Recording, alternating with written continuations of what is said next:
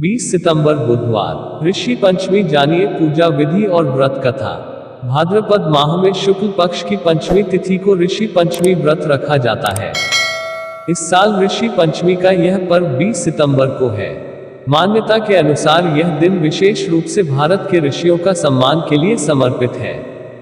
हिंदू पंचांग के अनुसार भाद्रपद माह में शुक्ल पक्ष की पंचमी तिथि को ऋषि पंचमी व्रत रखा जाता है। यह पर्व गणेश चतुर्थी के एक दिन बाद मनाया जाता है। इस साल ऋषि पंचमी का यह पर्व 20 सितंबर को है। मान्यता के अनुसार यह दिन विशेष रूप से भारत के ऋषियों का सम्मान के लिए समर्पित है।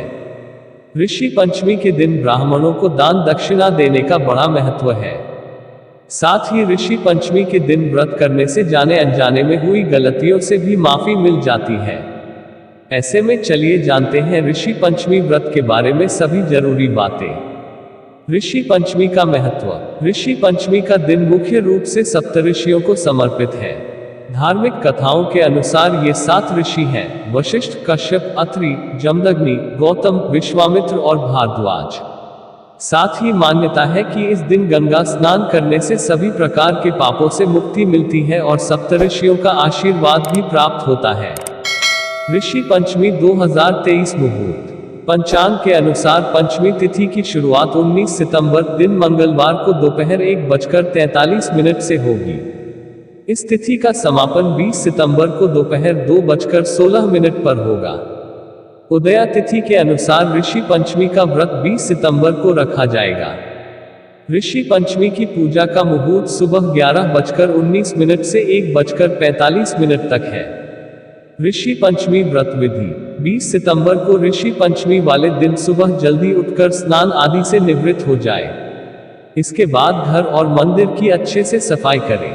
इसके बाद पूजन की सामग्री जैसे धूप, दीप, फल, फूल, घी, पंचामृत आदि एकत्रित करके एक चौकी पर लाल या पीला वस्त्र बिछाएं। चौकी पर सप्तऋषि की तस्वीर रखें। आप चाहें तो इस दिन अपने गुरु की तस्वीर भी स्थापित कर सकते हैं। अब उन्हें फल, फूल और नैवेद्य आदि अर्पित करते हुए अपनी गलतियों के लिए क्षमा याचना करें। इसके बाद आरती करें और प्रसाद सभी में वितरित करें। ऋषि पंचमी व्रत। पौराणिक कथा। सतयुग में वेद वेदांत जानने वाला सुमित्र नाम का ब्राह्मण अपनी स्त्री जयश्री के साथ रहता था। वे खेती करके जीवन निर्वाह करते थे। उनके पुत्र का नाम सुमति था, जो पूर्ण पंडित और अतिथि सत्कार करने वाला था। समय आने पर संयोगवश दोनों की मृत्यु एक ही साथ हुई। जयश्री को कुतिया का जन्म मिला और उसका पति सुमित्र बैल बना। भाग्यवश दोनों अपने पुत्र सुमति के घर ही रहने लगे। एक बार सुमति ने अपने माता पिता का श्राद्ध किया। उसकी स्त्री ने ब्राह्मण भोजन के लिए खीर पकाई, जिसे अनजान में एक सांप ने जूठा कर दिया। कुतिया इस घटना को देख रही थी।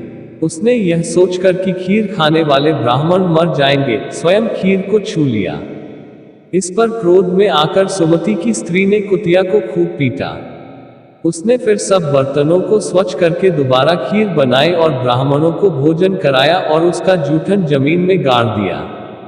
इस कारण उस दिन कुतिया भूखी रह गई। जब आधी रात का समय हुआ तो कुतिया बैल के पास आए और सारा वृतांत सुनाया।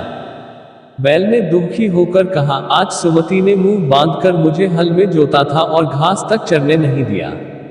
इससे मुझे भी बड़ा कष्ट हो रहा है।